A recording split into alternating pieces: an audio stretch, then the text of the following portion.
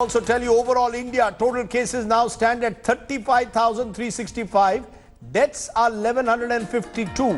In the last 24 hours, new cases almost 2,000, 1,993, deaths 77. The worst hit cases remain the same. Maharashtra total cases 10,498, deaths are 459. Gujarat total cases 4,395, deaths 2014. Delhi total cases 3,515. Deaths are 59.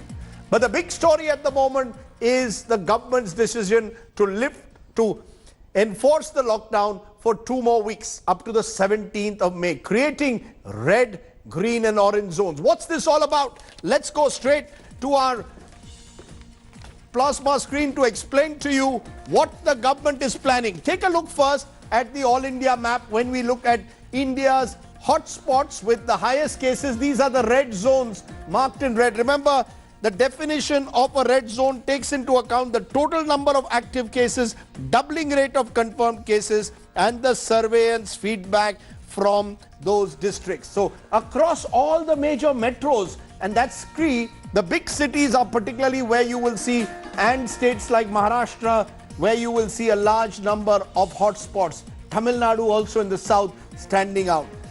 Then you have the green zones. The green zones now are districts with either 0 confirmed cases till date or no confirmed case in the last 21 days. Now, a large part of the eastern corner of the country has green zones, and in these green zones, more activity will be permitted. Then you have the orange zones. Now, these are the areas which are neither red nor they are green, and there are 284 of them. So, actually, if you add up the orange and the green, they are more than 2/3 of India's districts. Let's tell you what you can do in a red zone, what you can do in a green, and what you can do in an orange zone. In a red zone, what's new? 2 persons plus driver in 4-wheelers, 2-wheelers without pillion riders. Now, that allows an element of private transport. SEZ, export-oriented units, industrial estates, and townships in urban areas will be allowed to function. So, in Mumbai, for example, you can move to the SEZ zones and function. Construction in urban areas if workers stay on site. Now, this was already in place. Standalone shops in residential complexes. This too had been enforced by the Ministry of Home Affairs a few days ago. This means that standalone liquor shops can open, but the states will decide. We are told Maharashtra, for example, doesn't want it, but Punjab does. What's new in red zone? Private offices can open, but at 33% strength, and they will have to organize their own public transport. Now, that's going to be one of the big challenges. All industrial, agricultural activities and shops in rural areas will be allowed. But as I said, most of the major red zones are actually in urban areas. Okay, let's look at orange zones. It's interesting how these are defined. Taxis and cabs are allowed here with 1 passenger. So taxis and cabs can work, but inter-district movement of individuals only for permitted activities. So you can move within the district if it's an orange zone. 2 people plus driver in 4-wheelers, pillion riding on 2-wheelers. So lots of rules, lots of bureaucratic conditions. Let's turn to the green zone, and this is really where maybe you're seeing the first sign of some flexibility. All activities except those prohibited nationwide. So no barber shops allowed, no salons, no restaurants allowed, but all other activities are allowed. Buses can operate with 50% seating capacity. So the first movement towards public transport is being seen in the green zones. Okay, so these are what you can expect in the next few days. Remember, all of this starts on the 4th of May. But what does this all really mean? How will it be enforced? What happens to the economy? Let's look at some of those questions. I'm going now to the Union Minister for Surface Transport, for MSMEs, key areas. Nitin Gadkari is my man of the moment at the moment. Appreciate your joining us, Mr. Gadkari. The big question, sir. Lockdown extended by 2 more weeks, 2 हफ्तों के लिए. लेकिन लगता है, sir, lockdown without a strategy or an exit plan. There seems to be no clear strategy in all this red, green and orange. You are living on a hope, prayer कि आप प्रार्थना कर रहे हो कि कुछ ना कुछ होकर आप इस मुसीबत से हट जाओ.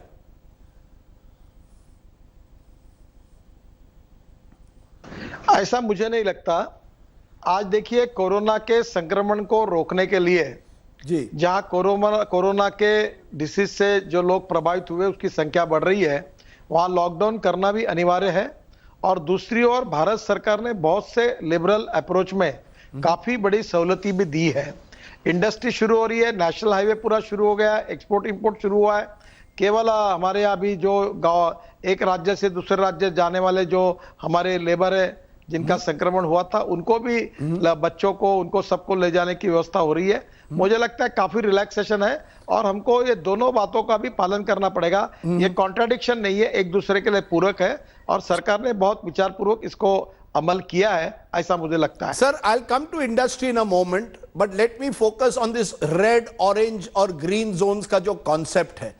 जिस तरह ये गाइडलाइंस फ्रेम हुए हैं, लगातार बदल रहे हैं, लगता है ब्यूरोक्रेटिक रूल शुरू हो गया। Bureaucrats are putting all kinds of conditions, ये नहीं खोल सकते, वो नहीं कर सकते, all being done in Delhi. एक लाइसेंस परमिट राज एक तरह से शुरू हो गया। ऑफिस शुरू करना है, 33% अटेंडेंस होना पड़ेगा, लेकिन पब्लिक ट्रांसपोर्ट नहीं है तो लोग कैसे जाएंगे? क्या आप मानते हैं सर, कहीं ना कहीं there is too much of control by the bureaucrats on what can open and what can not?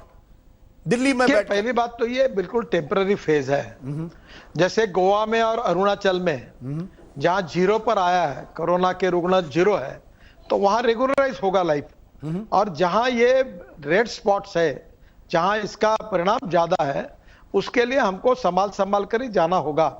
और इसके लिए जैसे अभी मैं नागपुर में हूं, हमारे यहाँ 6 विधानसभा में से 4 विधानसभा में प्रॉब्लम नहीं है, 2 विधानसभा में है और उसमें भी 3 ही बस्तियों में ज्यादा है। तो मैंने उनको अधिकारी को कहा कि इसको हम कॉन्सेंट्रेट करें, इसको हम पूरी तरह से लॉकडाउन 100% स्ट्रिक्टली अमल करें, बाकी जगह धीरे धीरे करें। हमारे यहाँ महाराष्ट्र सरकार ने इंडस्ट्री भी शुरू की है और अभी जो एक बस में अगर कामगार जाएंगे तो 25 से ज्यादा संख्या नहीं होगी। जो सरकार ने गाइडलाइन दी है कि मास्क लगाए, 1 मीटर का डिस्टेंस मेंटेन करे, सैनिटाइजर का बार बार उपयोग करे, को फूड एंड शेल्टर के बारे में चिंता करें ताकि कोरोना का संक्रमण न हो, और ट्रांसपोर्ट की व्यवस्था करें कि कोरोना का संक्रमण, ऐसा कहकर परमिशन दे रहे हैं। और काफी आज नागपुर मेट्रो का भी काम शुरू हुआ है। सर, नितिन गडकरी जी, आप बार बार कह रहे हैं अभी कि इंडस्ट्री शुरू हो गई, that we will now be able to start industrial economic activity, but let's be honest sir, Mumbai is a red zone, Pune is a red zone in Maharashtra, the 2 big industrial cities of the state. Delhi is a national capital red zone. All the major metros of this country, most of the industrial areas are red zone. How will you revive economic activity when it is centered around the metros? How will you start if all these areas are red zones, sir, where these major metros are? पहली बात तो मुंबई और पुणे ये hotspot है। वहां की महाराष्ट्र के सबसे 1 और 2 नंबर के आसपास मुंबई और पुणे है। वहां कोई भी निर्णय करना बहुत विचार पूर्वक करना होगा। पर इसके अलावा जैसे औरंगाबाद है, नागपुर है, चंद्रपुर है, अलग नासिक है, मालेगांव को छोड़कर नासिक का पार्ट है, इसमें काफी बड़े प्रमाण पे अब शुरुआत हुई है। और इससे मुझे लगता है कि दोनों बातों की चिंता करनी पड़ेगी। अगर हमने पूरा ओपन कर दिया और कल इससे अगर संक्रमण बढ़ गया और रोगियों की संख्या बढ़ गई तो क्या परिस्थिति होगी, ये भी सोचना होगा। और दोनों के बारे में संतुलन रखकर ही होगा, और मुझे लगता है ये बिल्कुल ठीक प्रकार से हो रहा है। But you know, Mr. Gadkari, now you are reflecting the real dilemma. आप रिस्क नहीं लेना चाहते, so you don't want to fully open up. At the same time, you want industry to start. You've got a health emergency and you've got an economic emergency. क्या आप मानते हैं ये आपकी सबसे बड़ी परेशानी है? आसान होता है प्रधानमंत्री को कहना जान और जहान, live and livelihood, but how will you actually save both lives and livelihoods? दोनों को बरकरार कैसे रखेंगे? देखिए, पहली हमारी प्रीलिमिनरी लड़ाई जो है वो कोरोना के साथ है जी, और उस लड़ाई को जीतना हमारे लिए आवश्यक है। और मैं ये मानता हूं कि America, Germany, Spain, Italy, UK, France, इसकी तुलना में हम फिर भी सेफ जोन में है। प्रधानमंत्री जी ने उचित समय ये निर्णय किया, इसके सेफ जोन में है। और एक तरफ हम पूरा विश्व आज आर्थिक लड़ाई लड़ रहा है, सब देश लड़ रहे हैं, और मैं ये मानता हूं कि आर्थिक लड़ाई उसके बाद की है। फिर भी आज हमको धीरे धीरे हम लोगों की जान की रक्षा करते समय हमको उनके रोटी रोजगार को भी सोचना होगा, और धीरे धीरे इन बातों को भी हमको नियमित रूप से शुरू करना होगा। तो मुझे लगता है ये प्रोसेस शुरू हो गई है, और धीरे धीरे जैसे जैसे हमारा पॉजिटिव साइंस आएंगे कंट्रोल के, हम धीरे धीरे सब बातों को ओपन करते जाएंगे और निश्चित रूप से कलेक्टर को, जिलाधिकारी को उसके अधिकार है और वो ऐसी परमिशन दे सकते हैं। No, Mr. Gadkari, you have again hit an important point. आप कह रहे हैं जिला अधिकारी डिसाइड कर सकता है, the local district officials can decide क्या खोलना है क्या नहीं. But when I look at these papers, sir, सब निर्णय दिल्ली में लिए जा रहे हैं. Even when a barber shop, if Kerala government wants to open a restaurant, barber shop, if when Punjab wanted to open liquor shops, now I'm told you've left it to states. But in most other cases, it is the Delhi which is deciding. ये Delhi dictate कर रहा है. Licence permit राज दिल्ली में हो गया, ये आपके आलोचक कहते हैं. क्या आप नहीं समझते it is better to let state chief minister decide what to open and what not to? देखिए, बाय एंड लार्ज राज्य सरकार ही करते हैं. मुझे नहीं लगता कि इस प्रकार का कोई इंटरफियरेंस है. एक आधे उदाहरण में अगर कुछ किया होगा और उसमें अगर भारत सरकार को हेल्थ पॉइंट ऑफ व्यू लगता है तो उन्होंने अपने बात कही है. बाकी ज्यादातर निर्णय राज्य सरकार के स्तर पर हो रहे हैं. इवन कब तक लॉकडाउन रखना ये भी वो तय कर रहे हैं. दूसरी बात, कोई भी निर्णय करने के पहले सभी मुख्यमंत्रियों से प्रधानमंत्री चर्चा करते हैं, सबका ओपिनियन लेते हैं. इसके लिए अलग अलग कमेटी अपॉइंट की है, उनका ओपिनियन लेते हैं और हम जैसे मंत्रियों को अलग अलग जिम्मेदारी दी है, हमारा फीडबैक लेते हैं और उसके बाद में ही निर्णय करते हैं. ऐसी दिल्ली कंट्रोल निर्णय है ऐसा मुझे नहीं लगता. Sir, the truth is, Mr. Gadkari, there is a lot of confusion. Even now I'm getting SMSs. People are not sure what is open, what is not. Some are asking whether liquor shops are open. But forget that for a moment. कल तक सरकार ने कहा था, home ministry ने कहा था, migrants will now only be sent by buses. We'll suddenly send them back home. Today, suddenly in the morning, decision is taken, चलो, let us send them by train.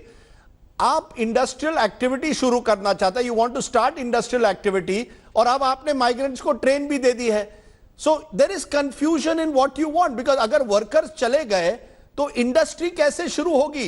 जब आप इंडस्ट्री शुरू करना चाहते हैं, अब आप वर्कर्स को ट्रेन में अपने घर भेज रहे हैं.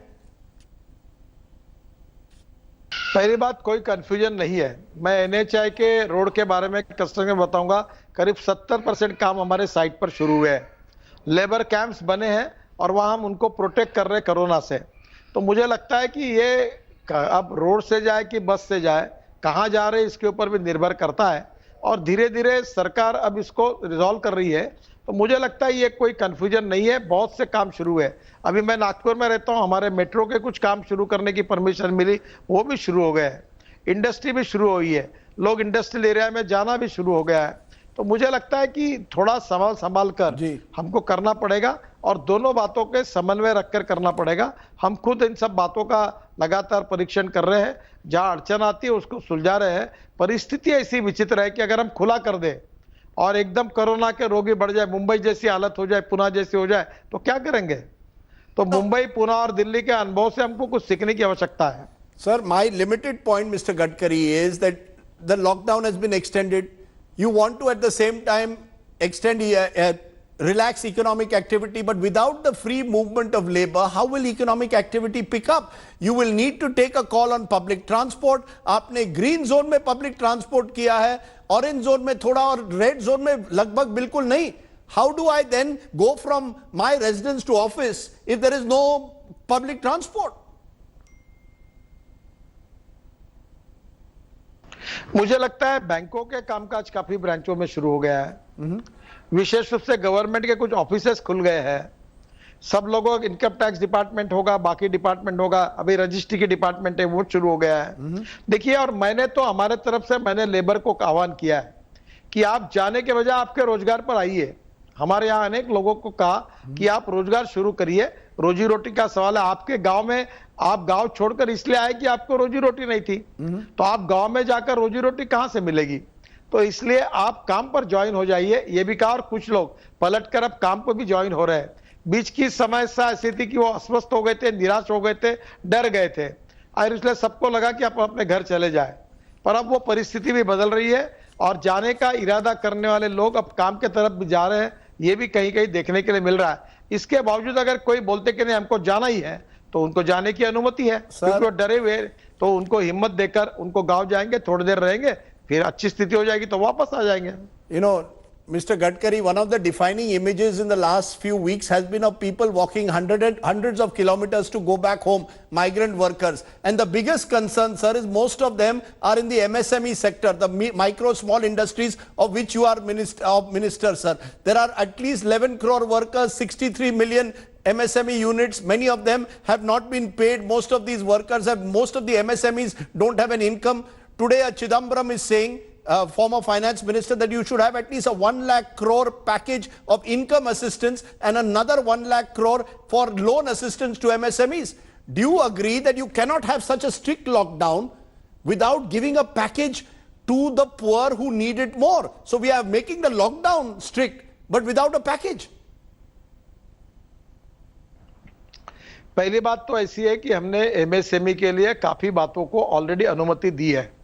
20% वर्किंग कैपिटल बढ़ाया, फिर हमने मार्च तक 31 मार्च तक 6 लाख लोगों का हमने रिस्ट्रक्चर किया था एमएसएमई का, वो मुदत 31 दिसंबर तक बढ़ाई है। करीब 21 लाख और उनका एमएसएमई का रिस्ट्रक्चर होगा।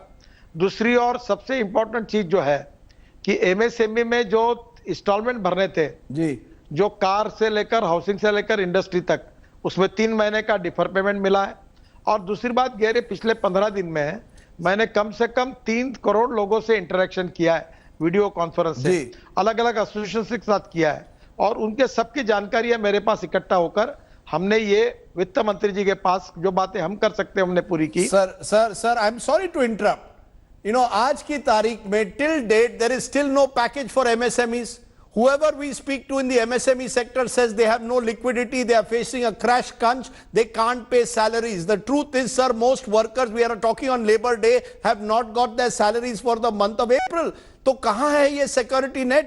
काफी लोग, जैसे मैंने कहा, अप्रैल में उनको पैसा नहीं मिला है।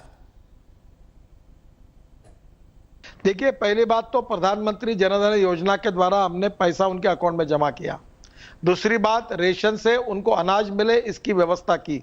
और तीसरी बात जो है कि पैकेज पर गंभीरता से विचार शुरू है, और मुझे लगता है हमने हमारी बात भी वित्त मंत्री और प्रधानमंत्री तक पहुंचाई है, उनके सामने यहाँ चर्चा हो रही है, और जल्दी ही प्रधानमंत्री जी की ओर से इसके बारे में उचित निर्णय अपेक्षित है और होगा। Sir, you are saying that there will be a package, but I am hearing this for the last 2 weeks. The fact is, sir, time is running out for those who need the money most. As I said, many daily wagers have not got their salaries. There is no demand. A senior industrialist told me yesterday, no market, no sale, no income, and therefore no salaries. That is the worry, sir, which is why there is a need for immediate cash assistance. मुझे लगता है कि इसके बारे में काफी मदद अलग अलग जगह पर हुई है, और काफी इंडस्ट्री ने उस महीने का अप्रैल का तनख्वाह भी दिया है, और इसलिए एकदम किसी को मिला नहीं ऐसा कहना उचित नहीं होगा। दूसरी ओर हमने हमारी वेलफेयर स्कीम्स के द्वारा ये जो बिल्कुल जमीन पर काम करना लेबर है, इनके अकाउंट में जनधन योजना में पैसे डिपॉजिट किए। भारत सरकार ने पहली बार गेहूं और चावल बड़े प्रमाण पर उपलब्ध करा के दिया है, बहुत ही कम पैसे में, लगभग नहीं के बराबर ऐसे प्राइस में है। इसके साथ साथ काफी बड़े प्रमाण पर हमारी इंस्टीट्यूशन में, चाहे एनएचआई के टोल नाके हो, चाहे कारपोरेशन में हो, सब जगह पर एनजीओ हो, सामाजिक संगठन हो, उनकी खाने की व्यवस्था बड़े प्रमाण पर की गई है। और मुझे लगता है कि निश्चित रूप से ये पैकेज की घोषणा भी बहुत जल्दी होगी, जो निश्चित रूप से राहत मिलेगी। पर मैं आपको राजदीप जी एक बात समझाना चाहता हूं कि जैसे लेबर अड़चन में है, इंडस्ट्री अड़चन में है, वैसे राज्य सरकार भी बहुत अड़चन में है जी। वो अपना अगले महीने का तनख्वाह देना उनके लिए प्रॉब्लम है। भारत सरकार का भी रेवेन्यू ड्रॉप हुआ है। ऑलरेडी प्रधानमंत्री ने 1,80,000 का पैकेज जाहिर किया है, और एमएसएमई के लिए गंभीरता से विचार करके भी विचार चल रहा है, जल्दी वो पैकेज भी आएगा। पर हम लोग सब समझे कि हम इंटीग्रेटेड अप्रोच में सोचे, हम सबको सर्वाइव होना है, सबको प्रोटेक्ट होना है, और सबको बचकर आगे जाना है। मिस्टर गडकरी, आपने बड़ी बात कही है, integrated fight. This is a fight of centre and states, but the problem sir is many states are saying they don't have funds, कि सेंटर उनको फंड्स नहीं दे रहा है. GST funds are down by 50% according to some estimates for the month of April. How do you expect states to fight this COVID fight, provide resources, if you don't give them funds? 1,80,000 crore का पहला package है ये, प्रधानमंत्री जी का दिया हुआ, ये कम है? Sir 1,80,000 crore is nothing, most experts say, compared to what other countries are doing. Please see what United States is doing. Please see what Japan is doing. Many experts say this is too little. In fact, former Finance Minister Chidambaram says that this is virtually a package almost like throwing crumbs. He says you need to double, triple, quadruple it. देखो ये appropriate नहीं होगा। Japan ने अपने 12% GDP का package दिया है जी, और अमेरिका भी दे रही, पर जापान और अमेरिकन की इकोनॉमी और इंडियन इकोनॉमी में बहुत डिस्टेंस है, और इसलिए हम तो पूरा हमने एक प्रकार से अनाज के भंडार खोल दिए हैं जी, पूरी मदद के साथ, जनता के साथ भारत सरकार खड़ी है, पर अल्टीमेटली सभी लोग संकट में हैं, तो हमको एक दूसरे की समस्या को भी समझना होगा, उसका भी अंडरस्टैंडिंग रखना होगा, और फिर भी भारत सरकार इस बार कोई रिजर्वेशन न रखते हुए पूरी ताकत के साथ गांव, गरीब, मजदूर, किसान, उद्योजक सब जगह के पीछे खड़ा है, और जल्दी ही पैकेज आएगा, राहत मिलेगी। और मैं दूसरी बात कह रहा हूं कि अभी धीरे धीरे हमारी इकोनॉमी ओपन हो रही है, इंडस्ट्री ओपन हो रही है, रोजगार भी धीरे धीरे शुरू हो रहा है, एक्सपोर्ट इंपोर्ट शुरू हो गया, नेशनल हाईवे शुरू हो गए, और जल्दी ही इंडस्ट्री शुरू हो जाएगी और रोजगार भी सुरक्षित हो जाएगा। Sir, I don't know where you are getting these numbers, because, sir, the truth is in the last month we've seen the greatest flight of capital outside the country. Exports are at an all-time low. Recession, some are predicting the economy growing at less than 1%, probably 0.5%. क्या आप आश्वस्त कर सकते हैं कि economy वाकई अच्छी रहेगी? देखो, पहली बात तो ऐसी है कि हम एक गंभीर संकट का मुकाबला कर रहे हैं, और ये सच्चाई है कि हम एक इकोनॉमिक वॉर भी लड़ रहे हैं और कोरोना के खिलाफ भी वॉर लड़ रहे हैं।